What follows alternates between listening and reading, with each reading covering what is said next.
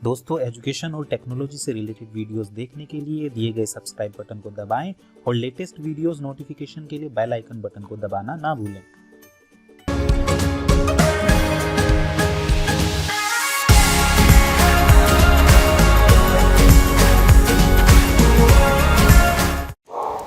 नमस्कार दोस्तों, स्वागत है आपका हमारे tech masters education YouTube channel पर। और मैं आशा करता हूँ आप सब बहुत ही अच्छे होंगे और बहुत ही अच्छे से आपकी पढ़ाई चल रही होगी। तो हम बात करते हैं कि हमारा जो ट्यूटोरियल है फाइनेंशियल अकाउंटिंग विद टैली वो बहुत अच्छा चल रहा है। फिलहाल हमारी 2 क्लासेस इसमें पूरी हो चुकी हैं और आज जो मैं लेकर आया हूँ आपके लिए वो नेक्स्ट क्लास लेकर आया हूँ, जिसमें हम सीखेंगे कि हम बिजनेस स्टार्ट से रिलेटेड ट्रांजेक्शंस को किस तरह से पोस्ट करते हैं। देखिए, जर्नल एंट्रीज की जो बुक होती है उसमें हमें केवल और केवल 3 रूल्स को फॉलो करते हुए सभी तरह की एंट्रीज करनी है। लेकिन क्योंकि मैंने आपको बोला था कि हम इसे बहुत ही इजी वे में लेके चलेंगे ताकि कोई कंफ्यूजन पैदा ना हो, इसके लिए हमने जर्नल एंट्रीज को कुछ टुकड़ों में तोड़ लिया था, जिसमें सबसे पहला चैप्टर हमारा होगा वो होगा बिजनेस स्टार्ट की ट्रांजैक्शंस को हम किस तरह से पोस्ट करेंगे अपनी जर्नल बुक्स में। तो आइए आज शुरू करते हैं हम अपना सबसे पहला चैप्टर, जर्नल बुक में किस तरह से बिजनेस स्टार्ट की एंट्री पोस्ट होंगी।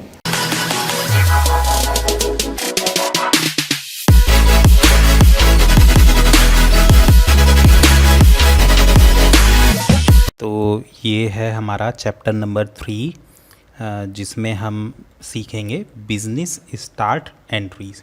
यानी हमारे बिजनेस में जब एक बिज़नेस शुरू होता है तो उसके लिए जो एंट्रीज़ होंगी, उसके लिए जो ट्रांजैक्शंस हैं वो हम किस तरह से डालेंगे। देखो, सबसे पहली बात आती है कि बिज़नेस में बिज़नेस कौन स्टार्ट करता है। बिज़नेस जो स्टार्ट करता है वो बिज़नेस का मालिक करता है, यानी एक ओनर अपने बिज़नेस की शुरुआत कैसे करता है। तो देखो, investment in a business by the owner of business is called capital. यानी कि हम अपने बिजनेस को जब स्टार्ट करते हैं तो उसमें हम बहुत सारी चीज़ें इन्वेस्ट करते हैं, जैसे कैश, बैंक का बैलेंस या अदर कुछ भी और भी चीज़ अगर हम उसमें इन्वेस्ट कर रहे हैं तो वो इन्वेस्टमेंट हो पा रहा है, उसी के कारण हमारा एक बिजनेस शुरू हो रहा है। तो ओनर के द्वारा जो भी चीज़ें इन्वेस्ट की जाती हैं बिजनेस को स्टार्ट करने के लिए, किसे करने के लिए, बिजनेस को स्टार्ट करने के लिए या बिजनेस को बढ़ाने के लिए, तो उसे हम कैपिटल टाइटल में रखते हैं। एक सिंपल सी बात, ओनर बिजनेस के अंदर जो भी लेन देन करता है अपने से संबंधित, यानी वो बिजनेस में इन्वेस्ट करेगा या इन्वेस्टेड अमाउंट को बिजनेस से निकालेगा, तो हमें उस ओनर को, है ना, उसके द्वारा किए गए इन्वेस्टमेंट को कैपिटल नाम से ही जानना है। यानी जहाँ पर भी कैपिटल वर्ड आता है तो हमें समझ जाना है कि यहाँ पर ओनर द्वारा बिजनेस में इन्वेस्टमेंट किया जा रहा है। ठीक है, ये थोड़ा सा और इजी वे में हम समझते हैं। जैसे मान लो ये हो गए आप, यू यानी कि मालिक, ओनर, और ये आपका हो गया XYZ कोई भी आप बिजनेस। अब आप चाहते हो कि एक बिजनेस शुरू हो जाए, तो आपने सोचा और वो बिज़नेस शुरू हो गया, स्टार्ट हो गया। क्या ऐसा पॉसिबल है? नहीं, बिल्कुल पॉसिबल नहीं है। हम बैठे और हमने सोचा कि भाई ऐसे ऐसे मेरी ना एक सॉफ्टवेयर कंपनी बन जाए, तो नहीं बनने की भाई। या मैंने सोचा कि एक प्रोडक्शन कंपनी बन जाए, नहीं, सोचने से थोड़ी ना होगा। तो आपको इस बिज़नेस को शुरू करने के लिए इस बिज़नेस में बहुत सारी चीज़ें लगानी पड़ेंगी। जैसे हो सकता है आपके पास कैश हो, कैश भी लगाना पड़ सकता है, बैंक का बैलेंस भी लगाना पड़ सकता है, आपका कोई फर्नीचर वगैरह आप लगाना चाह रहे हो वो भी लगा, यानी बहुत सारी चीज़ें आपको इस बिज़नेस में लगानी पड़ेगी, इन्वेस्ट करनी पड़ेगी, तब जाके बिज़नेस रन होगा। ठीक है, तो ये चीज़ क्लियर है कि हम अपने बिज़नेस को स्टार्ट करने के लिए जो भी चीज़ें इन्वेस्ट करते हैं वो क्या कहलाती हैं, हमारी कैपिटल कहलाती हैं। ठीक है, अब यहाँ पर एक बात समझते हैं। हम यानी कि जो अकाउंट सीख रहे हैं, क्या बनना चाहते हैं? अकाउंटेंट, यानी एक फर्म के अकाउंट्स को मेंटेन करना चाहते हैं। तो अब आप जरा मेरे को बताओ, ओनर ने बिजनेस के अंदर कुछ चीज़ें इन्वेस्ट करी ताकि बिजनेस शुरू हो जाए, तो बिजनेस के पास वो पैसा या वो चीज़ें आई हैं या गई हैं? डेफिनेटली देखो, चार्ट से भी आप समझ रहे हो, ओनर ने इन्वेस्ट करा है किसके अंदर? बिजनेस के अंदर, तो बिजनेस के अंदर वो चीज़ें आई हैं। तो कभी भी ये भूल मत करना कि आपको अगर ये कहा जाए कि बिजनेस हमने शुरू करा है 5,000 रुपये से, तो आपने कहा यार ये तो हमारे पास से पैसा चला गया। नहीं, हम अकाउंट्स किसके लिए बना रहे हैं? हम अकाउंट्स बना रहे हैं हमारी कंपनी के लिए, यानी इन द बुक्स ऑफ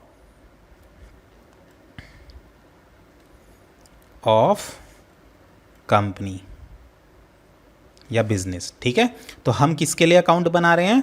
हम बना रहे हैं अपने बिजनेस के लिए अकाउंट्स, हम ओनर के लिए अकाउंट नहीं बना रहे। अगर हम ओनर के लिए अकाउंट्स बना रहे होते तब हम ये कह सकते थे कि हमारे पास से पैसा चला गया, लेकिन अभी हम किसके लिए बना रहे हैं खाते? हम अपने बिजनेस के लिए, अपनी फर्म के लिए, अपनी कंपनी के लिए जो है बिजनेस शुरू कर रहे हैं और उसके ही खातों को मेंटेन कर रहे हैं।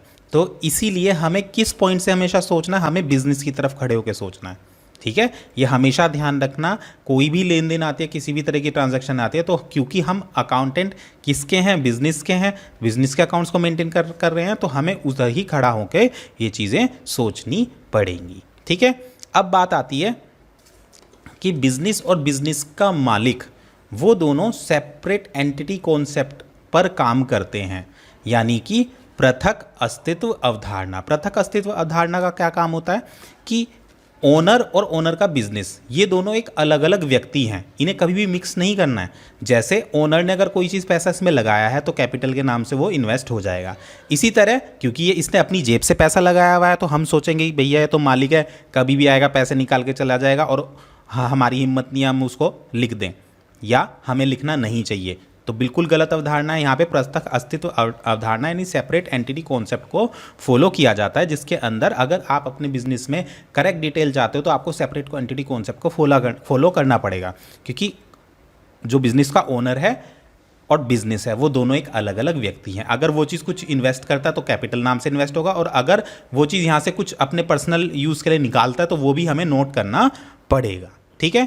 तो ये सेपरेट एंटिटी कॉन्सेप्ट पे है, और हमें बिजनेस की तरफ से हमेशा सोचना है, हमें कभी भी ओनर की तरफ से नहीं सोचना है। ओनर एक तरह से पार्टी ही हो गई बिजनेस की, ठीक है। अब बात आते हैं कि हमें जब बिजनेस स्टार्ट की ट्रांजैक्शन दी जाएगी तो उसके लिए उसको पोस्ट करने के लिए कुछ रूल भी होगा। तो हमने यहाँ पे एक रूल बनाया है, rule for business start transaction. देखो सबसे पहली चीज़, भाई बिजनेस शुरू होगी, कुछ ना कुछ चीज़ें तो आएंगी, यानी कुछ ना कुछ रियल अकाउंट्स तो आएंगे, यानी कुछ वस्तुएं तो आएंगी बिजनेस में, तभी तो बिजनेस शुरू हो पाएगा। और वो चीज़ें ऐसे नहीं कि ऊपर से आगे भगवान ने दे दिया, हमने भगवान से कहा भगवान जी हमें एक बिज़नेस शुरू करना है, थोड़े से पैसे दे दो, तो भगवान जी ने ऊपर से पैसे दे दिए हमारा बिजनेस। तो ऐसा तो नहीं होगा ना, किसी ना किसी व्यक्ति ने दिया होगा या किसी ना किसी कंपनी ने दिया होगा।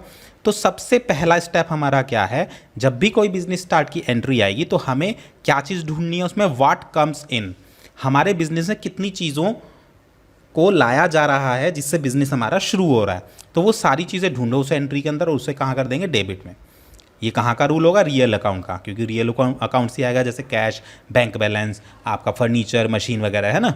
फिर हु इज़ गिवर, कोई ना कोई तो देगा, यानी सेकेंडली हमें क्या सोचना है कि कौन दे रहा है वो सारी चीज़ें। तो वो सर्च करो आप, कौन दे रहा है वो चीज़ें, और उसे हम कहाँ लिख देंगे? क्रेडिट में लिख देंगे। देखो इसको थोड़ा सा और डिटेल में हम समझते हैं कुछ एग्जांपल्स लेके। देखो बस एक ही रूल है इसमें, कोई ज़्यादा रूल नहीं है इसमें, तो टेंशन वाली बात है नहीं यहाँ पर।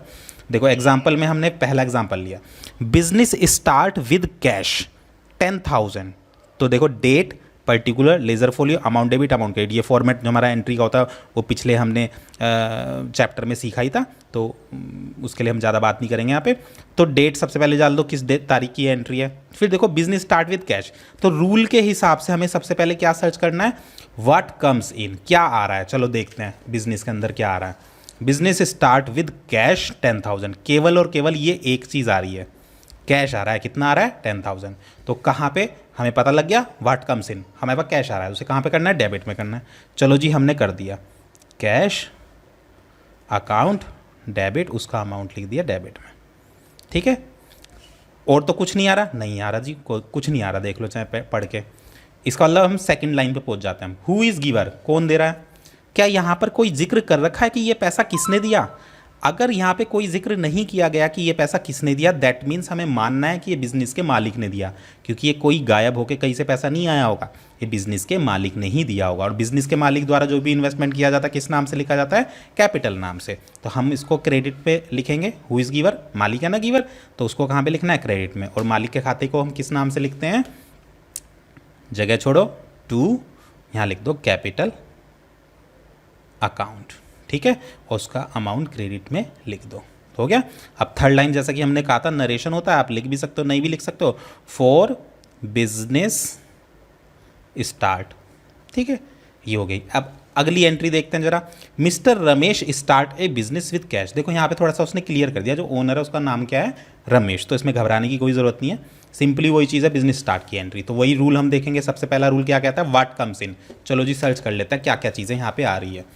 Mister Ramesh start A business with cash, भैया केवल कैश ही आ रहा है, वो भी कितना, 20,000 रुपये। तो एक ही चीज़ आ रही है तो हम उसको डेबिट कर देंगे। सबसे पहले डेट डाल दी हमने यहाँ पे, लिख दो भैया कैश अकाउंट डेबिट कर दिया। इसके बाद कि कौन दे रहा है, क्या कुछ कह रहे हैं, कह रहा है भैया मिस्टर रमेश दे रहा है। तो मिस्टर रमेश क्या है, और स्टार्ट भी वही कर रहा है बिजनेस, इसका मतलब मालिक ही है वो। तो हम यहाँ पे वही क्रेडिट वाला सेक्शन कैसे लिखेंगे, टू, और फिर लिख दो रमेश, देखो नाम लिख रखा तो नाम भी लिख देते हैं हम, रमेश कैपिटल अकाउंट। ठीक है, तो डेबिट का अमाउंट डेबिट में और क्रेडिट का अमाउंट क्रेडिट में। इस तरह से आपकी ये ट्रांजैक्शन पूरी होगी। और थोड़े से एग्जांपल ले लेते हैं। जैसे ये कह रहे हैं, क्या कह रहे हैं, कमेंस, कमेंस का मतलब भी स्टार्ट करना है, a business with cash and bank 20,000। तो नियम क्या था, व्हाट कम्स इन डेबिट। तो यहाँ पे देखो दो चीज़ें आ रही हैं, एक तो कैश वस्तु आ रही है, एक बैंक वस्तु, मतलब उसमें भी तो हमारा पैसा ही होता है, ये 10,000 और ये 20,000। तो दो चीज़ें हमारे पास आ रही हैं। तो इसने कहा था ना, देखो नियम में व्हाट कम्स इन, जितनी चीज़ें आ रही हैं वो सब डेबिट में कर दो। तो ठीक है भाई साहब, हम डेबिट में कर देते हैं। सबसे पहले डेट डलेगी, कैश अकाउंट डेबिट, कितना है जी, 10,000, 10,000 हमने यहाँ पे डाल दिया। फिर अगला भी डेबिट ही है, कौन सा खाता है लेकिन, बैंक अकाउंट डेबिट, ये कितना है, 20,000।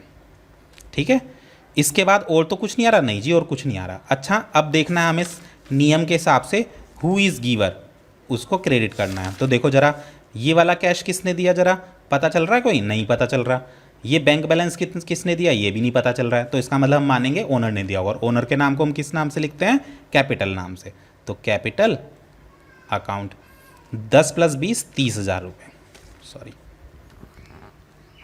30,000 रुपये, ये हमारी एंट्री यहाँ पर पूरी हो गई है। ठीक है, इसके बाद क्या होता है, नंबर 4, हमारी अगली एंट्री है, start A business with cash 1,000 and bank 2,000 and furniture 5,000। ठीक है, तो अब हम जरा यहाँ पे देखते हैं कितनी चीज़ें हमारे पास आई, क्योंकि हमारा फर्स्ट रूल क्या होता है कि व्हाट कम्स इन। देखो एक तो कैश आया है, एक बैंक आया है और एक फर्नीचर, और तीनों ही रियल अकाउंट है ना, क्योंकि तीनों अपने आप में एक शेप रखते हैं। तो हम तीनों को ही क्या कर देंगे, डेबिट, जैसा कि हमारा नियम कहता है। तो हमने यहाँ डेट डाल दी, cash account debit, bank account debit और फर्नीचर अकाउंट डेबिट। और 2, देखो कुछ नहीं पता, ये कैश किसने दिया, ये बैंक किसने दिया और ये फर्नीचर किसने दिया, तो ऑटोमेटिकली कैपिटल में हो जाएगा ये। तो देने वाला क्या हो जाता है, क्रेडिट। तो कैश कितना था हमारा, 1,000। ठीक है, और बैंक कितना था हमारा, 2,000। ठीक है, और हमारा फर्नीचर कितना था, 5,000। ठीक है, अब कैपिटल कितना हो जाएगा इसका टोटल, 5 + 7 = 1 8,000। ये हमारा ट्रांजैक्शन पूरा हो गया। अब बात करते हैं हमारी अगली एंट्री की, एग्जाम्पल की 5th, start A business with cash 7,000 and loan from M&M company 50,000। तो वही रूल लगेगा यहाँ पर भी, व्हाट कम्स इन। चलो सर्च करते हैं क्या क्या आया। एक तो ये कैश आया, एक आया लोन। तो भैया लोन कोई वस्तु नहीं होती, लोन के अंदर कुछ आया होगा। तो लोन के अंदर हमें क्या मिलता है, पैसा ही मिलता है। यानी दो चीज़ आई, एक कैश तो 7,000 यहाँ आया और एक कैश हमारे पास 50,000 यहाँ पर आया, दो चीज़ें आई। ठीक है ना, तो दोनों को हम क्या कर देंगे, डेबिट कर देंगे। ठीक है, डेट लिखो अब मिला मिला के, क्योंकि कैश और कैश दोनों एक जैसी चीज़ें हैं इसमें। तो कैश अकाउंट डेबिट, इसमें थोड़ा कन्फ्यूज़न हो, तो कन्फ्यूज़न होने की बिल्कुल आवश्यकता यहाँ पे है नहीं। लोन के अंदर देखो हमें क्या मिलता है, पैसा मिलता है ना। तो कैश एक 7,000 आया था और एक कैश आया लोन से 50,000। तो 70 और 50 कितना हो गया, 7 × 5 = 12, 1,20,000 हमने डेबिट में लिख दिया। अब आती है, और तो कुछ नहीं आया, नहीं आया। अब देखते हैं कि ये किस किस ने दिया। देखो ये वाला कैश कहीं भी नहीं लिखा कि ये किसने दिया, तो ये दिया है हमारे ओनर ने, यानी टू कैपिटल। कितना, 7,000 रुपये। सॉरी दोस्तों, थोड़ा सा यहाँ टोटल में गड़बड़ हो गया, ये 57 बैठेगा, मैंने उसको 70,000 सोच लिया था, ठीक है, ओके, ठीक है। उसके बाद ये नेक्स्ट 50,000 जो है ये आपका किसने दिया है, देखो ये ओनर ने नहीं दिया, ये वाला पैसा उसने बता दिया कि लोन लिया गया है भैया M&M कंपनी से, तो यहाँ पर क्या आ जाएगा, टू में M&M कंपनी, या फिर ऐसा लिख सकते हो आप लोन फ्रॉम M&M कंपनी, ठीक है, कितना 50,000, ठीक है। तो इसमें बिल्कुल भी कंफ्यूज होने वाली बात आपके लिए नहीं है, ठीक है। थोड़ा सा और आगे चलते हैं, एक दो एग्जांपल और लेते हैं ताकि और अच्छे से थोड़ा सा हमारा ये क्लियर हो जाए। 6th पे आ जाते हैं, start a business with cash 1,000 and stock 5,000 and loan from HDFC 60,000। तो वही चीज़ है, यहाँ पे भी हमें वही सर्च करना है। एक तो हमारे पास कैश आया, एक हमारे पास स्टॉक को छू सकते हैं, देख सकते हैं, महसूस कर सकते हैं, है ना, वो आया, और एक लोन फ्रॉम HDFC आया 60,000। तो एक कैश तो, क्योंकि लोन के अंदर हमें क्या मिलता है, पैसा ही मिलता है, स्टॉक को तो हम कैश में जोड़ नहीं सकते, लेकिन लोन में जो पैसा मिला है वो तो पैसे में जोड़ सकते हैं ना। तो कैश 1,000 यहाँ आया और कैश 60,000 यहाँ आया, तो कितना हो गया 61,000। तो कैश अकाउंट डेबिट 61,000। इसके बाद और कुछ आया, हाँ जी स्टॉक आया है, तो स्टॉक अकाउंट डेबिट कितना 5,000, ठीक है।